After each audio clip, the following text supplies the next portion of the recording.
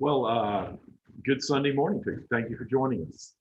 I'm Reverend Mark Sandlin, and you're here with our virtual gathering of Presbyterian Church of the Covenant in Greensboro, North Carolina. If you're ever in the area or happen to live in the area, when the whole COVID thing's over and we're back together, we'd love to have you join us at the church on Sunday mornings, Wednesday night dinners, lots of other things. So, but again, thank you for being here, church members. Particularly big word of thanks to you for your continued support, and those that are out there. This has been something that has become part of your regular schedule, and you want to support the organization that makes this possible. We also do lots of work, even in the midst of all of this. We're out helping folks who are in need, trying to help you folks get off the streets, just lots of different things. So if you'd like to support that, it'd be wonderful. Not, we understand. Please just keep joining us anyway. Really appreciate it. If you would leave where you're from, as I always say, it's fun to see what our virtual community looks like. All the places the folks are coming from, and who we are in kind of engaging with, even if it's just on an intellectual basis or a spiritual basis. As this is all going on, feel free to leave messages of your thoughts if things are happening or questions afterwards. I always go back and try to address them as best as I can. But ultimately, thank you for being here. Our message this morning is going to be based in part on the Gospel of Matthew, verses 25, or chapter 25, verses 34 through 40. It goes like this.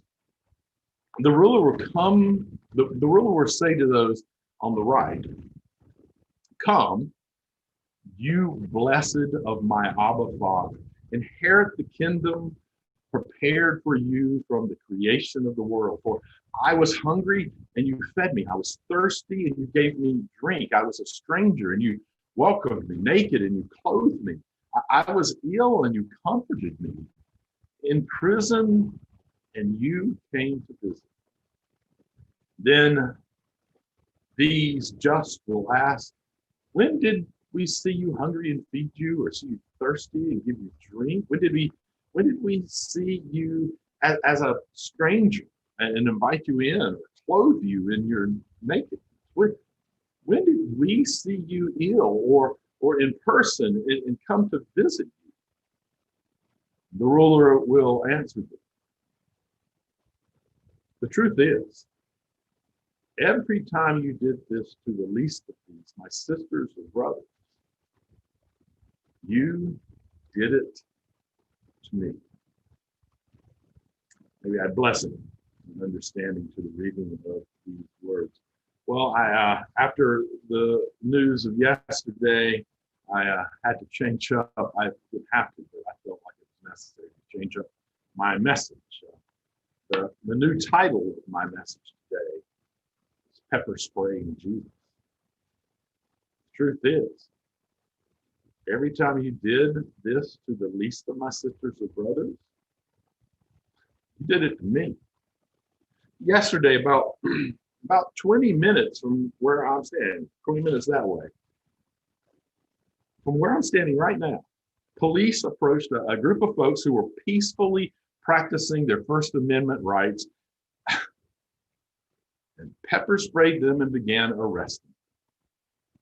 A friend of mine who is a reporter he was on the scene. According to him, the group had a permit. They had been working with the local police and organizing the rally. And the group that got pepper sprayed included children, a black woman in a wheelchair. The truth is, every time you did this to the least of my sisters and brothers, you did it to me. Now, as a minister, I'd certainly be more politically correct in a sermon to give the benefit of a doubt to those officers and say, I don't really know quite why they made those choices that they did. But here's the thing. The truth is, every time you did it to one of the least of these, my brothers and sisters, you did it to me. Um, white silence truly is white violence. And I will not participate in the violence by giving it a benefit of a doubt. Those men and women, those children and pastors, that reporter and the lady in the wheelchair, they were peppered sprayed because Black people were going to vote. Now, you're going to hear all kinds of reasons provided by those in power about why they felt that it was necessary to pepper spray children. But the bottom line is that Black people were going to vote. You see, in the South, that reality continues to frighten a certain segment of white society. Even the Electoral College is a response to that specific fear. You see, they've been given privilege. They've been given power just in the very nature of being born white. And my suspicion is that they're afraid of losing that unearned power because they assume those newly appointed to that position will treat them as poorly as they've treated others. Worse yet, they somehow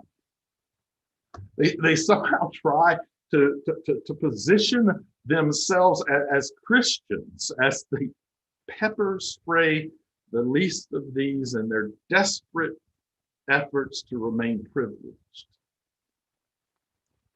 Truth is, every time you did this to the least of my sisters and brothers, you did it to me. It's difficult to read the teachings of Jesus and come away thinking that some people deserve to have more privilege than others. We are not only supposed to love our neighbors, but we're also supposed to love our enemies equally. In the Gospel of John, Jesus tells us, quote, "The servant is not greater than his master, nor is the messenger greater than the one who sent him." And even in that time period, when women were viewed as second-class citizens, we have textual evidence that women played a very important role in Jesus's ministry. Interestingly enough, that kind of equality is a fundamental concept of democracy, which is designed to provide for the political, legal, and moral equality of all citizens. In other words, in a fully realized and developed democracy, there should be no second-class citizens. Now, there are various types of democracy, and historically, some do a better job at maintaining the equality of all citizens. At the core of each, however, is a value that was taught by Jesus, as well as by many other great spiritual teachers. It's this: all people should be treated with equality. And not only that, but the truth is, every time you did this to one of the least of my sisters or brothers, you did it to me. While it is certainly true that the United States was not founded as a Christian nation, it's also true that Christians make up a majority of Americans, which I find strange when I consider the current state of our nation. You see, being that the U.S. was actually founded as a democratic nation, everyone should be treated equally. And at the same time, we are to be ruled by the desires of the majority, hence elections. Well, that is, if the elections are treated evenly for each vote. Just from yesterday's event, not far from here, we can see that our elections don't always manage to do that. And don't even get me started on gerrymandering. Here's the thing. That should infuriate, motivate, and embarrass the majority of Christians who claim the name of Christian. But it doesn't always. Every day the U.S. headlines tell the story of democracy that has no equality of false citizens. We read of black men being gunned down by police. We also read of conservative white men armed to the teeth protesting in state capitals who are ignored at the most or celebrated at the worst. We read of police pepper spraying children at a peaceful protest. We even read of our president celebrating the efforts of armed citizens causing havoc and endangering the lives of his opponent's campaign team.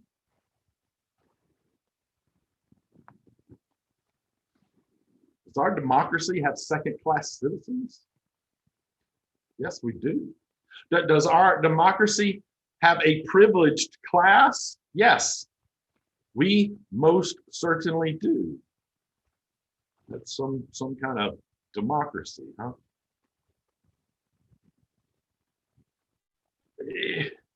It's strange.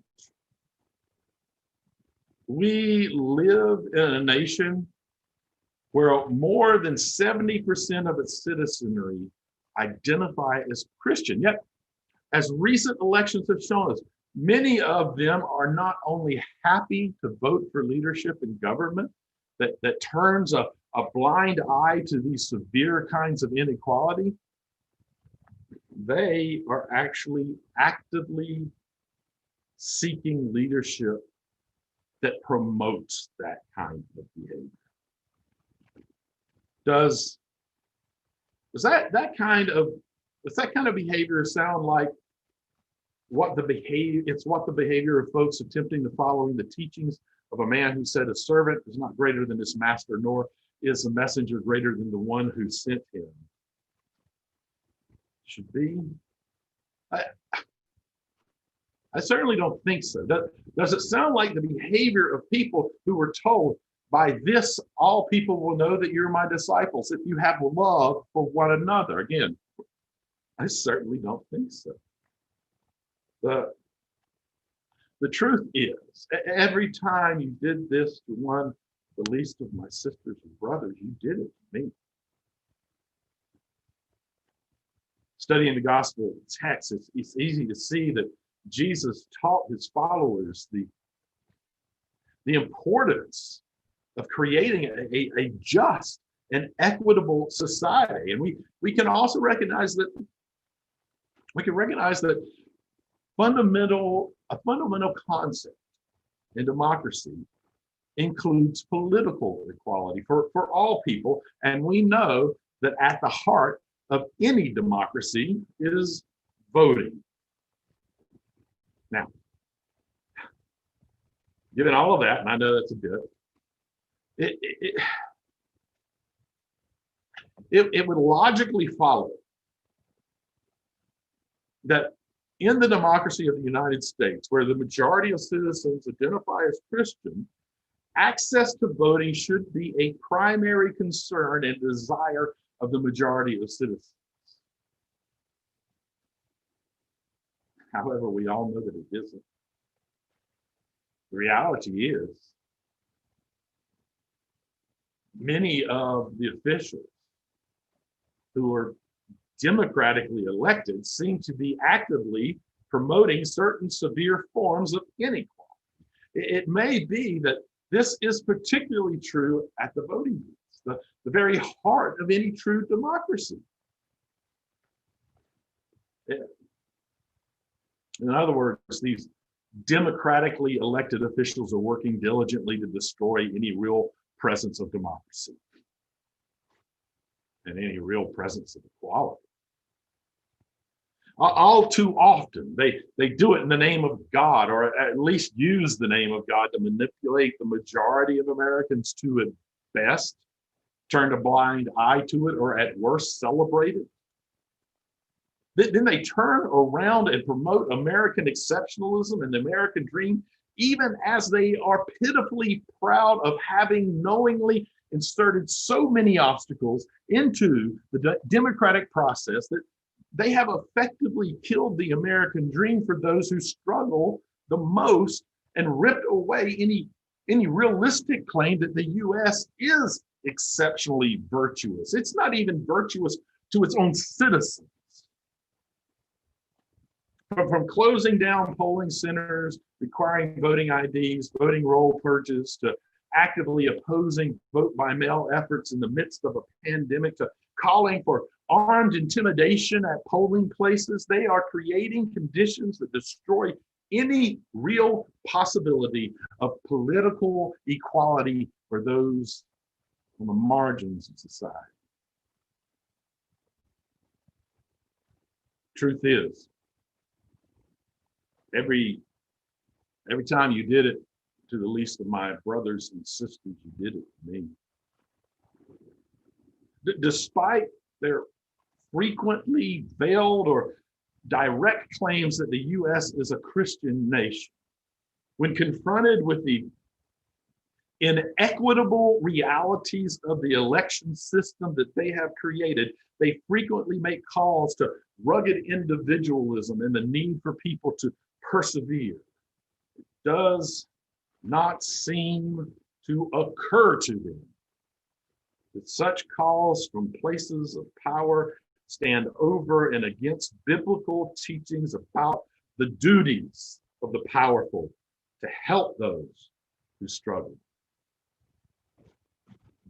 Reverend Dr. Martin Luther King Jr. put it this way: it is all right to tell a man to lift himself up by his own bootstraps, but it is just cruel jest to say to a bootless man that he ought to lift himself up by his own bootstraps.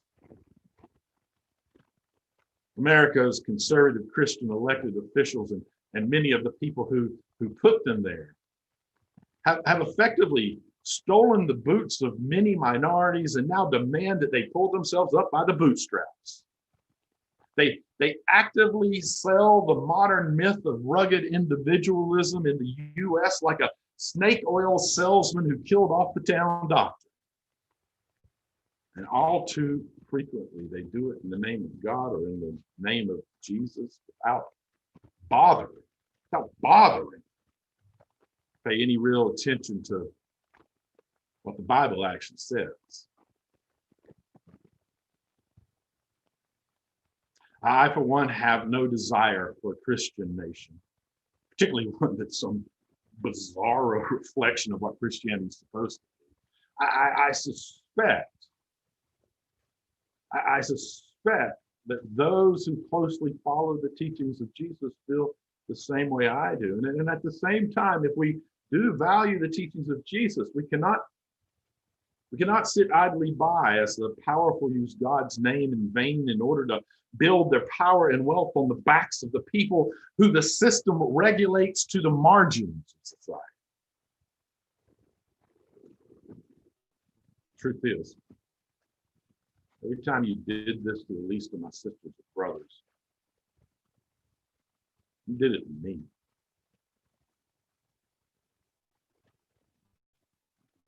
There are many ways. There are many ways to work towards change in this ironically unjust democracy. And one key way is through truly democratic voting, where each person has equal ability, not just equal access, but ability to vote. So I don't know what else to do. I'm encouraging you, if you haven't already, get out and vote. And when you're making your choices on who to vote for, remember the Black men who were gunned down by the police. Remember the elderly and the economically vulnerable. Remember the sick and those in prison. Remember the homeless and the hungry. Remember the children at a peaceful rally who were pepper sprayed. Then vote your heart out. Why?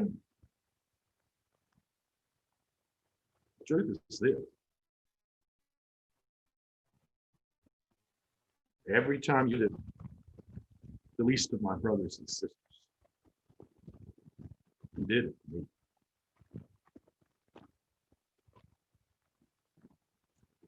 Let's take a moment to center ourselves, calm myself. Breathe a little bit. We sure need to learn to take a few extra deep breaths over the next several days. Let me offer up what I wrote as a prayer. It's one of the ones that I tend to go back to from time to time. And you can accept it as a prayer, as a reading, as a poetry. Just let the words wash over you or lift it up with you. Let's bow our heads. Good and gracious God, rescue us from our self-importance. Pull us from the depths of our short-sighted selfishness. May we be reminded of the interconnectedness of life. May we be convicted with the reality that a threat to justice anywhere is a threat to justice everywhere. May we be inspired towards lives lived out for others, lives that persistently shout from the mountaintops, you will not harm him, you will not take advantage of her. I demand justice. We demand justice. May we continue to become modern day John the Baptist, shouting out into today's deserts, which are so unnecessarily littered with the pitfalls of the powerful. May we shout out into today's deserts calls to lower the mountains that divide us, calls to raise up the valleys which entrap us, calls to make straight the sometimes crooked ways of the powerful, and calls to make smooth the rough patches of life that can sometimes bury those on the margins underneath the unbearable knowledge that profit and power and prestige seem to be more important to the world than their own dignity, and that the unique reflection of God found in them is somehow less valued than others. May we be the bringers of justice. May we be lights on a hill. May we be salt unto the earth. May we be the harbingers of justice, voices of equality, God's love for a world in need. May we be your people. May we act like it, bringing peace and love and justice to all of your creation. Amen. I have a treat for you today. You've heard him before. Josh Watson, one of our favorite locals, plays in a band called the Grand Ole Uproar. Matter of fact, you can go to Reverb Nation / the Grand Ole OLE Uproar and find more of their music there. This particular one, yes, it has much like I guess my message today. It has a little bit of a angst in it, a little bit of not feeling so positive, but also particularly at the end, you'll hear this lift of a positive message of hope. I really have enjoyed this, so I hope you will.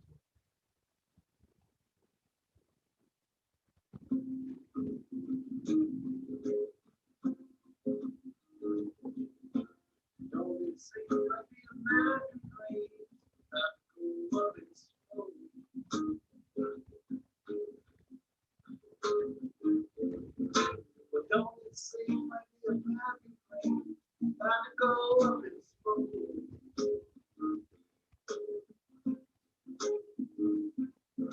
As long as I breathe, I won't get told. Gonna bend my knees and I'm gonna go.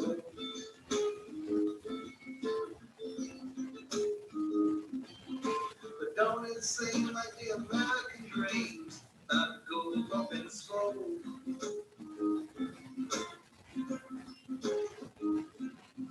You sit starry-eyed and talk about the good old days. You sit starry-eyed and talk about the good old days.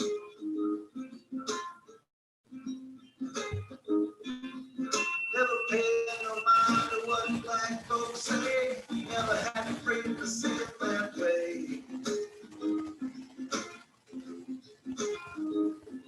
So you sit starry-eyed and talk about the good old days. If Jesus went walking through your neighborhood, if Jesus went walking through your neighborhood,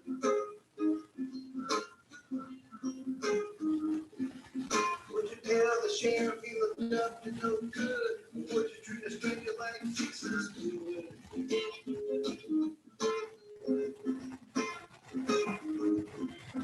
If Jesus went walking through your neighborhood,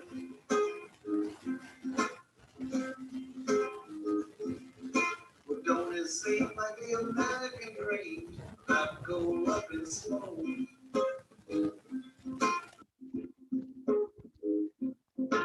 Don't it seem like the American dream about to go up in smoke?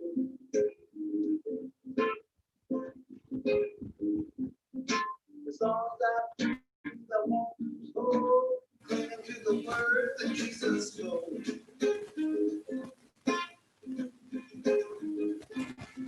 But don't it seem like the American dream about to go up in smoke?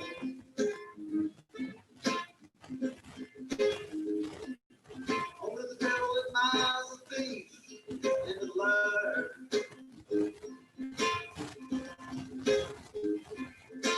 Only the devil admires the thief and the liar.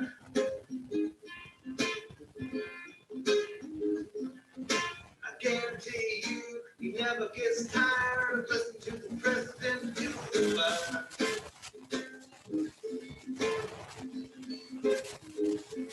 Only the devil admires the thief and the liar. So you sit starry-eyed and talk about the good old days. Well, you sit starry-eyed and talk about the good old days. Never pay no mind to what black folks say. Turn a blind eye to the price they pay.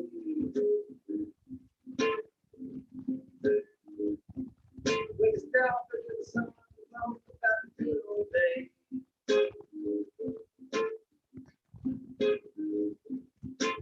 Don't it seem like the American dream about to go up in smoke?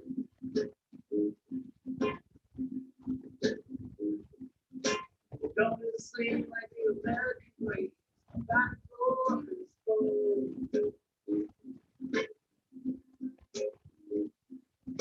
It's all that breathe, I want to hold, clinging to the words Jesus spoke.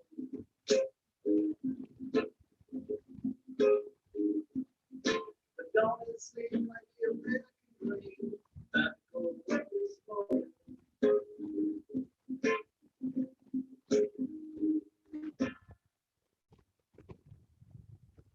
Well, I hope you enjoyed that from Josh. Again, thank you for being here. Really appreciate it. If you would leave your location below, we love seeing where everybody's from. And as you go, as always, if you can stay home, stay home. We're seeing our numbers start to skyrocket again. So important. So stay home if you can. Wear a mask if you can't. Don't forget to wash your hands. And as always, most important, love one.